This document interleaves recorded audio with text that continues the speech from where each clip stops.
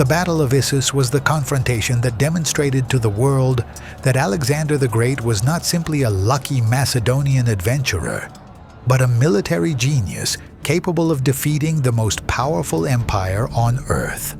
On the narrow coastal plains of Cilicia, between the Taurus Mountains and the Mediterranean Sea, a 23-year-old changed the course of world history forever.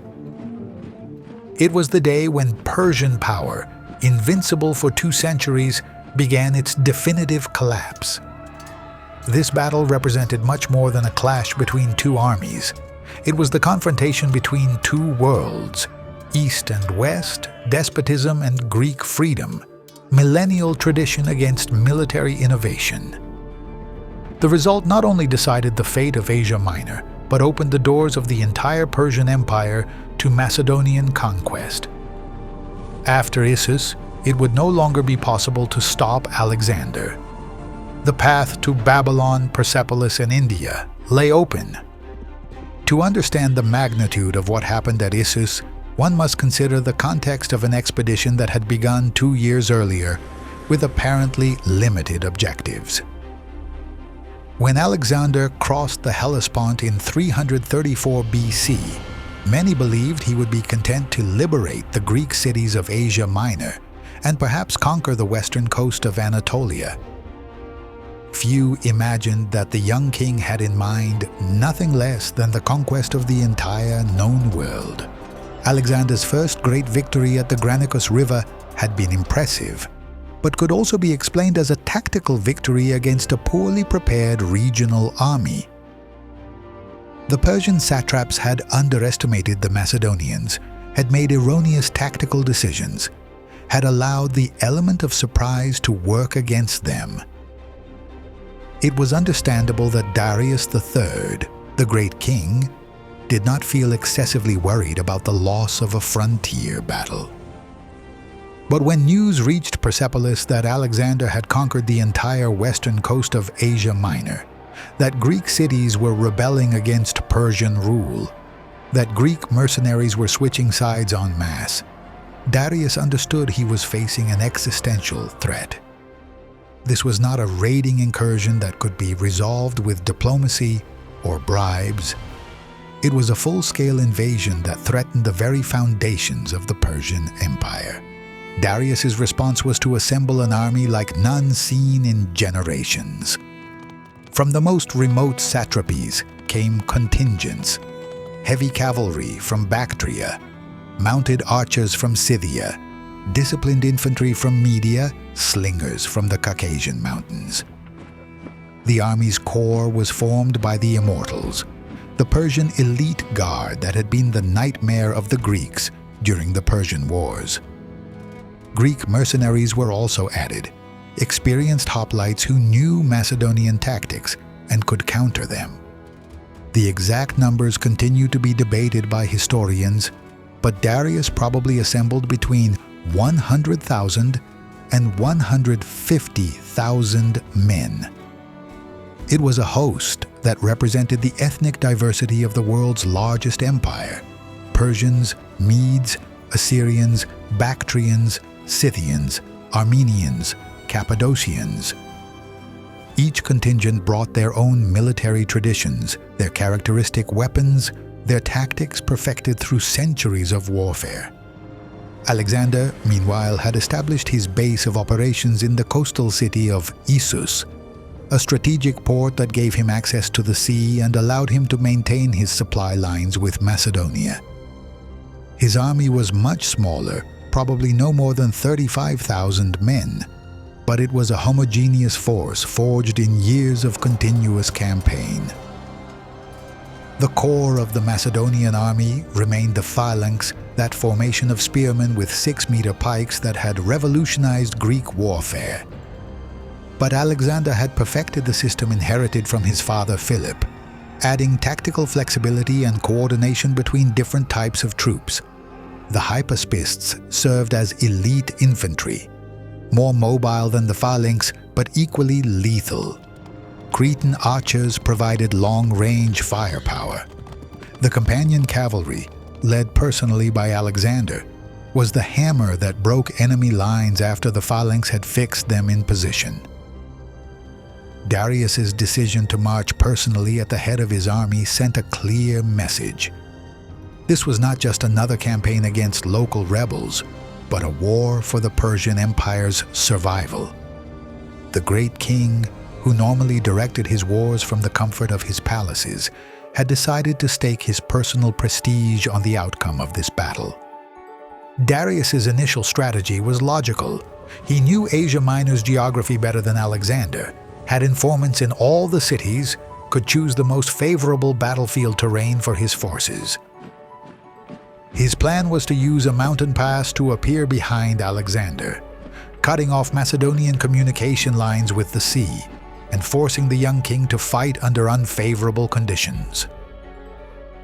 Alexander had departed from ISSUS southward, heading towards Syria with the intention of continuing his conquest of the Mediterranean coast. It was a strategy that made sense. Controlling the ports meant depriving the Persian fleet of operational bases, securing communications with Greece, maintaining the flow of supplies and reinforcements. But it also meant moving away from mountains that could have provided advantageous defensive positions. Darius executed his maneuver with precision. Using mountain passes unknown to the Macedonians, he managed to position his enormous army north of Alexander, between the invaders and their base at ISSUS. It was a brilliant strategic maneuver that should have trapped Alexander in an impossible position. The young king found himself cut off from his supply lines, with an enormously superior army blocking his retreat. But Alexander was no ordinary commander. When his scouts brought him news of the Persian army's presence to the north, he showed no signs of panic or discouragement. On the contrary, he seemed pleased that Darius had finally decided to face him personally. It was the opportunity he had been waiting for, the possibility of ending the war with a single blow by defeating the great king himself. Alexander's response was typical of his tactical genius. Instead of trying to escape or seek a defensive position, he immediately ordered the army to turn around and march north to face the Persians. It was an audacious decision that turned the apparent strategic disadvantage into a tactical opportunity. If he could defeat Darius, he would not only win a battle, but destroy the power center of the Persian Empire. The terrain where the battle would unfold paradoxically favored the Macedonians despite their numerical inferiority. The coastal plains between the Taurus Mountains and the sea were narrow enough that Darius could not fully deploy his enormous army. His numerical advantage was neutralized by geography, while the superior quality and cohesion of Macedonian troops was magnified in a restricted space. The two armies met on a plain barely 3 kilometers wide, crossed by a small river called Pinarus. It was exactly the type of terrain Alexander would have chosen if he could have designed the battlefield personally. The mountains prevented the Persians from enveloping him on the flanks. The sea protected one of his sides, and the narrow front meant that only a fraction of the Persian army could effectively participate in combat. Darius, realizing too late that he had made a strategic error, attempted to compensate with intelligent tactical deployment. He placed his best troops, the Immortals and Greek mercenaries, in the center where he expected the main attack from the Macedonian phalanx. His heavy cavalry deployed on the right flank, where it had more room to maneuver. Archers and slingers were distributed along the entire line to maximize their firepower. Alexander responded with the classic deployment he had perfected through years of campaign. The phalanx formed in the center, a wall of pikes pointing forward like a giant hedgehog. The hypaspists positioned themselves on the phalanx's right flank, providing tactical flexibility. At the extreme right, Alexander took personal position at the head of the companion cavalry, the elite unit that constituted his decisive weapon. The morning of the confrontation dawned clear, with a sea breeze carrying the aroma of salt toward the mountains. Ritual sacrifices were performed on both sides. The soothsayers promised victory to both armies, as was customary, but veteran soldiers knew that this time the stakes were total. The loser would see not only his army destroyed, but his entire civilization. The battle began with an exchange of projectiles that lasted almost an hour. The Persian archers, superior in number, launched clouds of arrows against the Macedonian lines. Alexander's soldiers protected themselves behind their shields, waiting for the right moment to attack. Some fell under the rain of projectiles, but Macedonian discipline held firm. Alexander had learned the lesson from previous battles.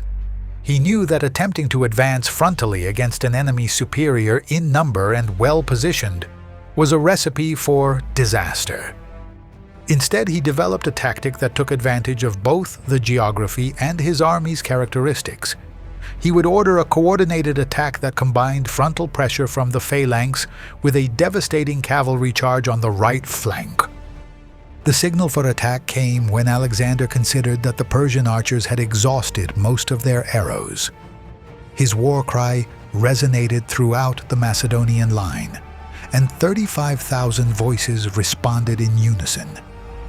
It was a blood-chilling sound, the roar of predators who had smelled blood and were preparing for slaughter. The phalanx advanced with the mechanical precision that had made the Macedonians famous. 18,000 men marching to the same rhythm, their pikes pointing forward like an unstoppable war machine. The ground trembled under their feet, the air filled with the noise of metal against metal. The war cries of both sides created a cacophony that could be heard for kilometers. Meanwhile, Alexander personally led the cavalry charge on the right flank. It was a breathtaking sight. The young king with his armor gleaming in the sun, his helmet decorated with white plumes that made him visible across the entire battlefield, his lance pointing directly toward where he knew Darius was located. The initial clash was tremendous. The Greek mercenaries fighting for Persia received the phalanx with the same discipline they had learned in their native cities. They knew Macedonian tactics, knew how to respond to the pike charge, had developed specific countermaneuvers during years of service in Eastern armies. For a moment, the outcome was uncertain. The Greek mercenaries proved they were still formidable soldiers. Their round shields deflected Macedonian pikes. Their spears sought gaps in enemy armor. Their discipline equaled that of the phalanx. It was a confrontation between two Greek military systems, a civil war within the war between civilizations. But Alexander had calculated that the real blow would come from the flank. His cavalry, after breaking Persian lines at the extreme right, turned toward the center and attacked from the side the mercenaries fighting against the phalanx. It was the same tactic he would use again and again throughout his career. Fix the enemy with infantry, and then break their lines with a perfectly coordinated cavalry charge. The Greek mercenaries attacked from two sides and with no possibility of receiving reinforcements, began to give ground. It wasn't an immediate defeat, but a gradual collapse that accelerated when they realized they were being enveloped. Some tried to retreat in order, others surrendered. Most simply fled toward the rear. The decisive moment came when Alexander, after breaking the mercenary lines, directed his cavalry directly toward the center of the Persian army, where he knew Darius was located. It was a suicidal charge under normal conditions, but circumstances were no longer normal. The Persian line had weakened. Confusion spread through their ranks. Commanders lost control of their units. Darius, seeing Alexander approaching with his cavalry, found himself in a situation no great king had faced in centuries. He was about to be captured or killed in personal combat with an enemy he had completely underestimated. It was a moment that would define not only the battle, but the fate of the entire Persian Empire. Darius's decision to flee the battlefield has been criticized by historians for more than 2 millennia, but it was probably the only rational option. His capture or death would have meant the immediate collapse of all Persian resistance. By escaping, he kept alive the possibility of regrouping his forces, assembling another army, continuing the war from the eastern satrapies. But the psychological effect of the great king's flight was devastating for Persian morale. When soldiers saw their supreme leader abandon the battlefield, all military discipline disintegrated. It wasn't an organized retreat, but a desperate stampede in which each man sought to save his own life. The pursuit that followed became a massacre. The Macedonian cavalry, led by Alexander personally, caught up with thousands of fleeing Persians. There was no quarter for those who had threatened Macedonia's very existence. It was both revenge and strategy. Every dead Persian was one less enemy who could regroup for future battles. Persian losses were enormous. Ancient historians speak of tens of thousands of dead, though these figures are probably exaggerated. What is clear is that the Persian army as an organized military force ceased to exist. Elite units were destroyed, experienced commanders died or fled, the command system disintegrated completely. For the Macedonians, losses were minimal. Alexander had achieved the perfect victory, destroying a numerically superior enemy army without sacrificing his own troops. It was a demonstration of tactical genius that impressed even his enemies. The Persians who survived the battle carried stories of Macedonian invincibility that spread throughout the empire. But ISSUS's true importance was not in military casualties, but in its political consequences. Alexander had captured not only the Persian camp with its immense riches, but also Darius's family, his mother, his wife, his daughters. It was booty that had both practical and symbolic value. Practically, it gave him bargaining chips for future diplomacy. Symbolically, it demonstrated that Persian power could no longer protect even its own loved ones. News of ISSUS's victory spread like fire throughout the Mediterranean world. In Greece, cities that had remained neutral or had timidly supported Persia hurried to send embassies to Alexander. In Egypt, priests began planning his reception as liberator. In the eastern satrapies of the Persian Empire, local governors began to consider whether it was worth remaining loyal to a great king who had fled from battle. For Darius, ISSUS represented the beginning of the end. Although he would manage to assemble another army years later at Gaugamela, he would never recover the prestige lost on the plains of Cilicia. The aura of invincibility that had surrounded the Persian Empire for 2 centuries had vanished forever. Subject peoples began to consider rebellion. Satraps began to act independently. The imperial system gradually fragmented. Alexander, on the contrary, found himself transformed from fortunate adventurer into world conqueror. ISSUS had shown him that he could defeat not only regional armies, but the central power of Earth's largest empire. If he could defeat Darius in person, what enemy could stop him? The path to Babylon, Persepolis, Susa, India was open. The battle also marked a change in Alexander's strategy. Before ISSUS, he had shown some willingness to negotiate, to seek diplomatic solutions, to be content with partial conquests. After ISSUS, when Darius offered him peace terms that included enormous territories and a matrimonial alliance, Alexander flatly rejected them. He no longer wanted part of the Persian Empire. He wanted it all. ISSUS's consequences extended far beyond the military world. The Macedonian victory opened the East to Greek influence in a way that forever changed the culture, art, philosophy, and science of all Asia. The Hellenism that emerged from Alexander's conquests transformed civilizations from Egypt to India, creating a cultural synthesis that would endure for centuries. For the soldiers who fought at Issus, both Macedonians and Persians, the battle became the defining experience of their lives. Macedonian veterans would remember it as the day they realized they were participating in something greater than a simple military campaign. They were changing the world. Persian survivors would remember it as the day their millennial world began to crumble. On the coastal plains where the battle was fought, where the fate of two continents was decided, the bones of fallen warriors mixed with Cilician earth. They had participated in one of the most decisive moments in human history, the day when East and West collided and a new world order emerged. Their sacrifice had not been in vain. It had opened the doors to an era of cultural, scientific, and commercial exchange that would enrich all humanity. ISSUS demonstrated that individual genius could overcome any material advantage, that tactical innovation could defeat millennial tradition, that a young visionary could change the course of history. It was the lesson Alexander would carry with him to India, the conviction that there were no limits to what a determined man could achieve.